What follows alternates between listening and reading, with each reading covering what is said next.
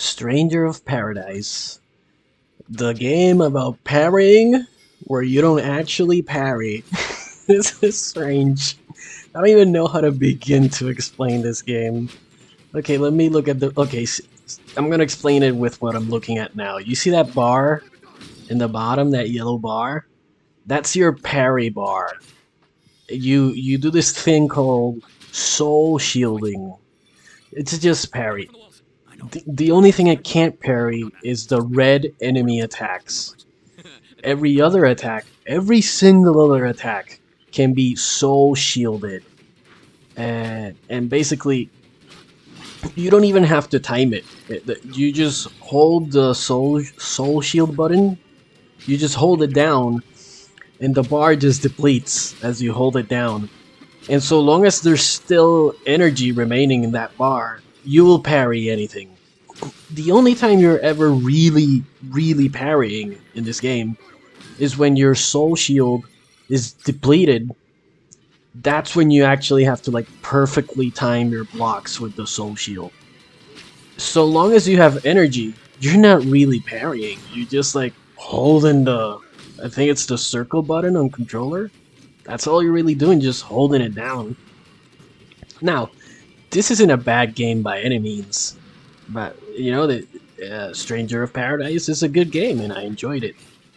But you don't actually parry in this game. I mean, the game does do, Team Ninja, they actually do a great job at convincing you that you're parrying. And that is why this game is so good. It's like a like an artificial parry system. I don't even know how to explain it. I'm already getting tired of this game, and I'll explain to you. I mean, I've been playing it for like a couple of hours, like a solid 10 hours or something. I don't know, maybe more than that. Maybe 15. The reason why I'm kind of like giving up on the game is because there's no real way to like consistently damage enemies. You have to play this give and take game of the parry because when you block with the soul shielding, it gives you energy that you use for like casting spells or like or like using your limit breaks and shit. You know, this is a Final Fantasy game, so it works. It's basically Final Fantasy but with action. And come to think of it, the first Final Fantasy with action was actually Kingdom Hearts. So all these Final Fantasy games, if Final Fantasy 15, 16, the 7 remake, they're all like riding on the shoulders of Kingdom Hearts, if you really think about it. But anyways, what the heck was I saying? Yeah, some enemies, when you attack them, they keep attacking. They don't stagger. They only stagger, well, some enemies. But basically, at the point where I'm at in the game, the enemies are already strong enough where they don't stagger. And you can attack them all you want, but they're not gonna stop their attack. And that's a problem because they can attack you while you're attacking, and you can't stop on a dime. You commit in this game. If you're attacking, you've committed to attacking. Which is why I use the knife, the duelist, and the puncher, the punchy guy, because they have the quickest attacks, meaning they're the quickest to block or parry. So in the beginning I would use them a lot, but here you're seeing me use Lancer, the Lance guy, because I'm trying to get Monk. You gotta level up 2 classes so you can get other classes, right? So I'm wasting time here using a class that I don't like. But this is parry review, right? So I want to focus on the parry. The parry in this game is good. It's just as there's no quick way to riposte, you know, to like give back the damage you're blocking. There's no real way to do that. You're either committing to attacking 100% or you're 100% committed to blocking. And that doesn't flow well with me, you know. The entire point of a counterattack is that it is both a defense and an offense at the same time, simultaneously. Simultaneous, you know, it happens at the same time. And in this game, it has that in the beginning when the enemies are easy and weak. Oh, I forgot to mention, I'm playing in hard mode, and I'm not using my partners, my party. In this game, you have like 2 other allies that are fighting with you at all times. I don't like that shit. And the way this game plays, the way it overwhelms you with enemies when you play solo, you can really tell that the developers meant for you to play with a party. For you to always have your 2 other friends fighting with you. I suppose that's the way this game is online. I haven't played it online. I have zero plans of playing it online. I hate playing with randoms on the internet. But I refuse to play with a party, and I just play this game solo like it's any other Souls-like. And, you know, you can really tell that's not... The game doesn't want you to be doing that. And you're gonna have to play it for yourself to understand that part that I just mentioned about the game not wanting you to solo it. Because in this video, since I've already adapted all my tactics to playing solo, you're not gonna see what I mean. You have to see it as like a new player who's like playing solo and asking yourself the questions like, why do the enemies behave this way? It's so weird. It's because the game is expecting you to have party members and not do things on your own. And no, I don't like having party members. The other thing I don't like is managing my items. When your inventory is full and then you like have to empty your bag because you're carrying too many items. That dude, no, that's why would I want to manage? If I wanted to manage items, I would open up my closet and organize my shoes alphabetically or some shit. Why would I want to do that in a video game? Isn't the entire point of a video game a distraction from you know? So why am I organizing an inventory in a video game? That's like this other video game that where you like power wash, you're like power washing shit. I don't know if you've seen that game. So this is the boss fight. And you're gonna see that clear example that I mentioned earlier about having to commit, to fully commit to either attacking or defending. You can't ebb and flow from attack to defense seamlessly.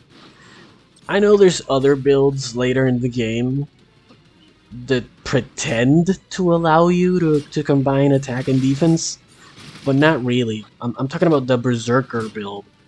Basically, all that build does is give you an insane amount of DPS, and that way you can pretend that you're actually doing something, because you kill the enemies so quickly that you can pretend that you're like Dante from Devil May Cry or some shit, but you're not really... You're not really... Whatever, man. Overall, this game, 6 out of 10. You're gonna notice I give games a 6 a lot of the time. I'm not gonna play games that are 4 out of 10. I might play a game that's mid, that's a solid 5 out of 10, that's completely mid. I might, for over some nostalgia, but the fact that I play a game, I put hours into this game, and now I'm making this video, you need to understand that I enjoyed the game, however long it lasted, and even though the enjoyment eventually ends, you need to understand that the fact that I'm making this video is proof that this game is good. It's just, once again, not up to the Onimusha standards. I mentioned Onimusha a lot on this channel, and it's because Onimusha for me is the gold standard of what a parry is, of what a counterattack, what counterattacks in video games are supposed to be. Onimusha is the golden standard for me. And as soon as a game doesn't measure up to that, I already take off a point automatically. So every single... you'll never see me review a game in this channel, apart from Unsold, that is like a 10 out of 10. It's impossible. Only Onimusha and Unsold can be 10 out of 10s.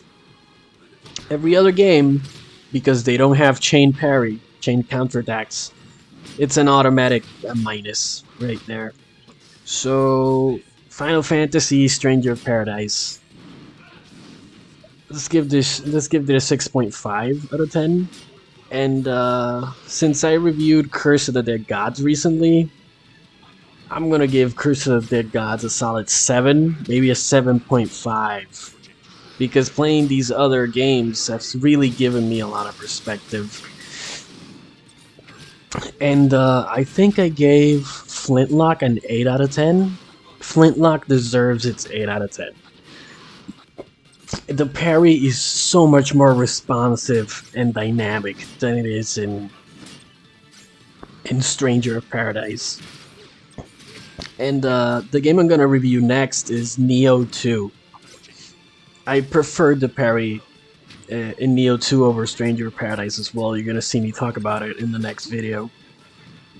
Now again, Stranger of Paradise isn't a bad game, but it's a game for people who suck at parrying that want to pretend like they're actually parrying. Like the game will hold your hand and let you pretend that you're a parry god and that you're good at parrying. You're not. You're not good at parrying. It's just that this game just lets you hold down a button, and so long as you're holding down the button, everything that touches you gets blocked. Not only blocked, but a lot of enemies will get staggered as well. You basically steal their turn and make it into your turn to attack, which is it's a cool dynamic. It's just not a real parry.